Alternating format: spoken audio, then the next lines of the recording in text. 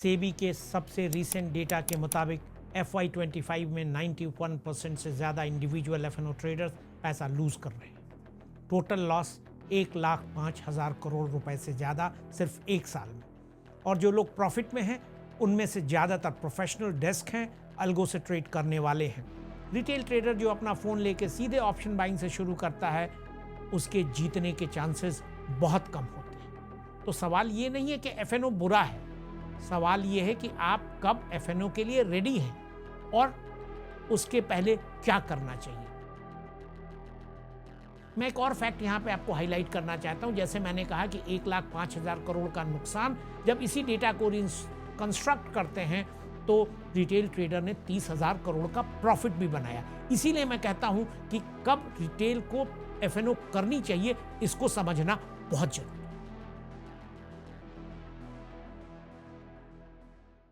अब मैं आपको एक पूरा फ्रेमवर्क दिखाऊंगा 3 टीयर्स, और हर टीयर का अपना कैपिटल गेट है। Tier 1 cash equity capital gate. कोई भी स्टार्टिंग कैपिटल हो आप यहां पे काम कर सकते हैं। फुल कैपिटल, नो लिवरेज, शुरुआत में एक stock at A time. Tyre 2 option buying. इसका कैपिटल गेट 2 से 5 लाख रुपए जब आपके पास हो तब यहां शुरुआत करनी चाहिए। छोटी क्वांटिटी और हर ट्रेड पे डिफाइंड मैक्सिमम लॉस। यहां पे आप डिफाइंड ट्रेड करते हैं और ऑप्शन बाइंग मोटा मोटी जो स्टॉक मूवमेंट होती है, जो आपने कैश इक्विटी में सीखी है, जिससे आप मार्केट के मूवमेंट को समझते हैं। अगर मार्केट के मूवमेंट और स्टॉक के मूवमेंट का सही प्रेडिक्शन करना या प्रोबेबल प्रेडिक्शन करना, सर्टेनिटी तो कहीं होती नहीं, अगर प्रोबेबिलिटी में आप इंट्राडे ट्रेडिंग में या स्विंग ट्रेडिंग में जब प्रॉफिटेबल होने लगते हैं तब शुरुआत होती है अपने कैपिटल से ऑप्शन बाइंग की तरफ मूव करना। टायर 3 होता है ऑप्शन सेलिंग और स्प्रेड्स। यहां मीनिंगफुल कैपिटल चाहिए, टिपिकली 15 से 25 lakh, margin backed, structured, hedged, desk level risk management. ये तीनों टीयर्स अलग अलग स्किल टेस्ट करते हैं। कैश आपको मार्केट का फील देता है बिना लिवरेज के, स्ट्रेस के। ऑप्शन बाइंग आपको डायरेक्शनल कन्विक्शन के साथ रिस्क डिफाइंड ट्रेड्स सिखाता है। और ऑप्शन सेलिंग वो कैपिटल मार्जिन और एक्सपीरियंस मांगता है जो बिगिनर के पास होता ही नहीं है। अब मैं आपको वो बात बताता हूं जो असली प्रॉब्लम है। ज्यादातर बिगिनर्स सीधा टायर 2 या टायर 3 से शुरू करते हैं। Tyre 1 absolutely skip. यही वो गैप है जो सेबी के नंबर्स एक्सप्लेन करता है।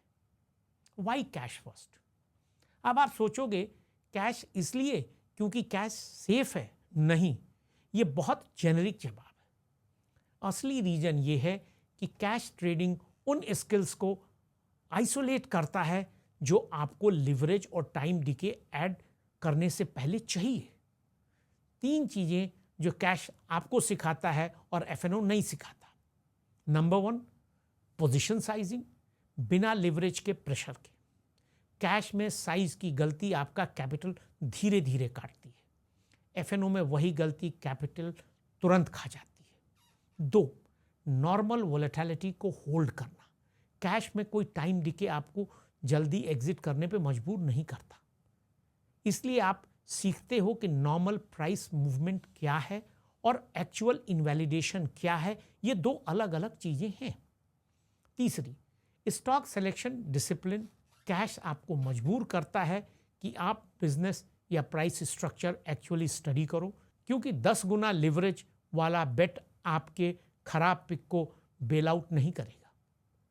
सिंपल लाइन में, एफएनओ में आप गलती की कीमत तुरंत चुकाते हो, कैश में आपको सीखने का टाइम मिलता है। तो कैश ट्रेडिंग एक्चुअली कैसे करते हैं, स्टेप बाय स्टेप चलते हैं। पहला फिल्टर होता है जब हम स्टॉक सिलेक्शन में जाते हैं, वी हैव टू सी कि स्टॉक लिक्विड हो, यानी पहला फिल्टर हमने लिक्विडिटी का लगाया। आपको मिनिमम एवरेज डेली वॉल्यूम या टर्नओवर के थ्रेशोल्ड सेट करने होंगे। क्यों? क्योंकि अगर स्टॉक में वॉल्यूम नहीं है तो आपका अपना ऑर्डर ही प्राइस को आपके अगेंस्ट मूव कर देगा, एंट्री पे ही और एग्जिट पे भी। छोटे ट्रेडर के लिए एक साइलेंट कॉस्ट है। दूसरा फिल्टर प्राइस स्ट्रक्चर। स्टॉक एक डिफाइंड लेवल के पास ट्रेड कर रहा हो, सपोर्ट, रेजिस्टेंस या ब्रेकआउट जोन। कोई भी स्टॉक जो मूव कर रहा है ये क्राइटेरिया नहीं है, ये फोमो है। तीसरा, क्या अवॉइड करना है? बिगिनर्स को एक्सट्रीमली लो फ्लोट और सर्किट प्रोन नाम अवॉइड करने चाहिए। प्रैक्टिकल रीजन, स्लिपेज और फोर्स्ड होल्डिंग। सर्किट लग गया तो आप एग्जिट ही नहीं कर पाओगे, चाहे आपका स्टॉप लॉस हिट हो चुका हो। Next is position sizing. अब मैथ्स फॉर्मूला सिंपल है, capital divided by number of concurrent positions और उसमें अप्लाई करो रिस्क पर trade percentage. 1 lakh capital, maximum 4 position, risk पर ट्रेड 1.5 से 2%। अब इस परसेंटेज को अपने स्टॉप लेवल के साथ जोड़ो और आपको एग्जैक्ट शेयर क्वांटिटी मिल जाएगी। यहाँ एक बहुत इंपॉर्टेंट डिस्टिंक्शन है, ध्यान से सुनिए। कैश में रिस्क डिफाइन होता है स्टॉप लॉस प्राइस लेवल से। एफएनओ में बिगिनर्स रिस्क को प्रीमियम पेड समझता है। ये मेंटल मॉडल स्टॉप लॉस से रिस्क डिफाइन करना बहुत से लोग कभी बिल्ड ही नहीं करते, क्योंकि वो सीधा ऑप्शन पे चले जाते हैं। Entry and exit discipline. Entry सिर्फ एक प्री डिफाइंड ट्रिगर पे ब्रेकआउट, कंफर्मेशन या लेवल पे पुल बैक। मार्केट मूव कर रहा है, घुस जाओ, ये ट्रिगर नहीं है। एग्जिट, और ये इंपॉर्टेंट है, 2 लेवल एंट्री से पहले डिफाइन करने होते हैं। एक स्टॉप लॉस यानी आपका इनवैलिडेशन, वो पॉइंट जहां आपकी थीसिस गलत साबित हो जाएगी। दूसरा टारगेट, जहां आप अपने प्रॉफिट को बुक करेंगे। ये फिक्स टारगेट हो सकता है या ट्रेलिंग मेथड के आधार पे आप स्केल आउट करते जाएंगे। जैसे जैसे प्राइस बढ़ती जाएगी आप अपने टारगेट को बढ़ाते जाएंगे और अपना स्टॉप लॉस भी मूव करते हैं। दोनों एंट्री से पहले डिसाइड करने होंगे, ट्रेड के बीच में डिसाइड नहीं होते। और लास्ट, होल्डिंग पीरियड का एक्सपेक्टेशन। कैश स्विंग ट्रेड्स अक्सर दिन या हफ्तों में चलते हैं, मिनट्स में नहीं। अगर आपको इंट्राडे एफएनओ कल्चर से आ रहा है तो ये आपके लिए एक्सपेक्टेशन रीसेट है और ये रीसेट जरूरी है। अगर आप इंट्राडे एफएनओ कल्चर से आ रहे हैं तो ये आपके लिए एक्सपेक्टेशन रीसेट है और ये रीसेट जरूरी है। अब आप क्वेश्चन पूछिए, am I ready for tier 2?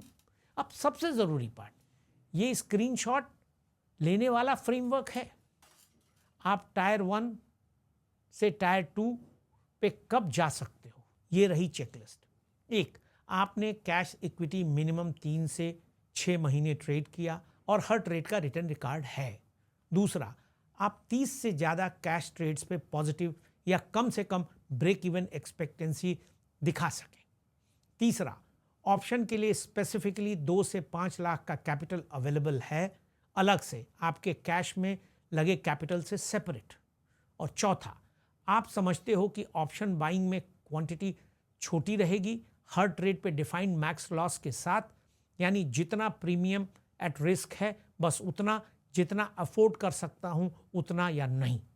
5, आपने अभी ऑप्शन सेलिंग के बारे में सोचा भी नहीं है, क्योंकि वो मीनिंगफुली ज़्यादा कैपिटल और मार्जिन मैनेजमेंट स्किल मांगता है, जो इस वीडियो का स्कोप नहीं है। इसको स्क्रीनशॉट कर लो। जब तक ये सारे बॉक्सेस टिक नहीं होते ऑप्शंस बाइंग शुरू मत करो। और सेलिंग का तो सवाल ही नहीं उठता, वो अलग वीडियो, अलग कैपिटल, अलग स्किल है। ऑप्शन सेलिंग के लिए क्या क्राइटेरिया चाहिए, मार्जिन, हेजिंग कैपिटल, वो हम अलग वीडियो में डिटेल से कवर करेंगे। आज का स्कोप सिर्फ टायर 1 एंड टायर 2 है। अब मैं वो ऑब्जेक्शन एड्रेस करता हूं जो अभी आपके दिमाग में है, कैश स्लो है। मैं समझाता हूं। 1 लाख कैपिटल पे 2% मूव मतलब 2000 रुपए। ऑप्शंस में वही मूव 2000 का प्रीमियम 6 से 8000 बना सकता है। ये फास्ट लगता है और ये जेन्युइनली फास्ट है, लेकिन सेबी का डेटा ये दिखाता है जो लोग स्पीड के लिए सीधा एफएनओ गए उनमें से 9 आउट ऑफ 10 पैसा लूज करते हैं। स्पीड लिवरेज से आती है और लिवरेज बिना स्किल के लॉस की स्पीड भी उतनी ही बढ़ जाती है। तो मैं आपसे ये कहना चाहता हूँ, कैश स्लो नहीं है, कैश आपका ट्रेनिंग पीरियड है। हर प्रोफेशन के कैरियर में वो पीरियड होता है, आप उसे स्किप नहीं कर सकते, आप उसे सिर्फ महंगा बना सकते हैं। हर प्रोफेशनल के करियर में वो पीरियड होता है, आप उसे स्किप नहीं कर सकते, आप उसे सिर्फ महंगा बना सकते हैं। मैं आपको एक चीज़ बताना चाहता हूँ, अगर आप यूएस इन्वेस्टमेंट चैंपियनशिप के बड़े बड़े नामों को देखें, David Ryan, John Minervini, William O'Neil, इन लोगों के सारे मेथड्स को स्टडी करें, या बहुत बड़ा प्रॉप डेस्क है एसएमबी कैपिटल, उसको स्टडी करें। ये बहुत से लोग स्टॉक पे काम करते रहे और इन्होंने 3 डिजिट रिटर्न्स यानी मोर देन 100 to 150% रिटर्न, यानी पैसा एक साल में 2 गुना से 2.5 गुना किया स्टॉक में ट्रेडिंग करके। ऐसा नहीं है कि पैसा केवल ऑप्शन एफएनओ में ही ट्रेड करके बनता है। पैसा परसेंटेज टर्म में जब आप रिटर्न को देखते हैं कि मैं कितने परसेंट रिटर्न बना रहा हूं, तो अगर आप 2% रिटर्न बनाते हैं तो साल में एवरेज CAGR 27% के करीब होता है और 3 साल में पैसा डबल होता है। और मैं बता रहा हूं यूएस चैंपियनशिप के मास्टर्स को बहुत सारे लोग आपको कोट करते मिलेंगे, Livermore, John Minervini, William O'Neil, David Ryan जिन्होंने 3 साल कंटिन्यूअस चैंपियनशिप जीती, जॉन मिनर्विनी, इन्होंने चैंपियनशिप जीती, उनकी किताबें पढ़िए, उनकी किताबें फोकस्ड हैं स्टॉक ट्रेडिंग पे। तो ऐसा नहीं है कि stock trading is less profitable, ये अपनी अपनी स्किल की बात है। जब आप स्टॉक ट्रेडिंग में आपकी स्किल आ जाएगी तो डेफिनेटली आप एफएनओ में ज़्यादा मास्टर हो जाएंगे, क्योंकि आप स्टॉक के मूवमेंट को समझ रहे होंगे, आप मार्केट के मूवमेंट को समझ रहे होंगे, मार्केट के नुआंसेस को समझ रहे होंगे। जैसे जैसे इन नुआंसेस को समझेंगे आपकी स्किल बढ़ती जाएगी। जब मैं सिविल सर्विसेज का एग्जाम लिखता हूँ, मैं क्या, किसी ने भी सिविल सर्विसेज का एग्जाम लिखा है उसको सबसे पहले एनसीईआरटी की 9, 10, 11, 12 की किताबें पढ़नी पड़ती थी। जिनके हिस्ट्री और पॉलिटिकल साइंस के ऑप्शंस होते थे वो 11th 12th की हिस्ट्री पढ़ा करते थे, हम सब पढ़ते थे। क्यों? क्योंकि वो फाउंडेशन था, वो बेस था। तो किसी भी स्टॉक मार्केट का बेसिक अंडरलाइंग स्टॉक ही है। वही स्टॉक अलग अलग फॉर्म में, चाहे वो फ्यूचर में हो या ऑप्शंस में हो, उसी अंडरलाइन को आप डिफरेंट इंस्ट्रूमेंट की तरह ट्रेड करते हैं। कहीं आप लिवरेज लेकर के वो बेटर लिवरेज से ज़्यादा रिटर्न बनते हैं। तो वो स्किल का डेवलपमेंट है। तो अपने स्किल को स्टेप बाय स्टेप डेवलप करिए। मैं ये नहीं कहता है कि कैश, इसीलिए मैंने आपको एग्जांपल दिया कि केवल कैश में ट्रेड करने वाला भी 100% रिटर्न जनरेट की है दुनिया ने। तो इसलिए इवन अगर आप कैश में स्विंगर मास्टरी कर लेते हैं तो वो भी बुरा नहीं है। इंडेक्स को एक इंस्ट्रूमेंट मानिए, लाइक ए स्टॉक, और ट्रेड करिए। तो अगर आप नए हैं तो शुरू करिए कैश से।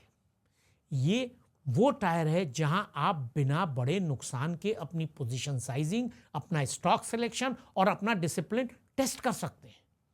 ये वीडियो इस पूरी सीरीज का फाउंडेशन है। जो भी रिव्यू शीट्स, वॉच लिस्ट और एक्सपेक्टेंसी ट्रैकिंग हम आगे डिस्कस करेंगे, वो सब ये मान के चलता है कि आप कैश फर्स्ट ट्रेड कर रहे हो। अगली वीडियो में जब कैश में कंफर्टेबल हो जाइए, ऑप्शंस बाइंग कैसे स्टार्ट करें छोटी क्वांटिटी में प्रॉपर रिस्क के साथ, वो क्राइटेरिया डिटेल में देखेंगे। मिलते हैं अगले वीडियो में। Until then, learn, earn and return with us.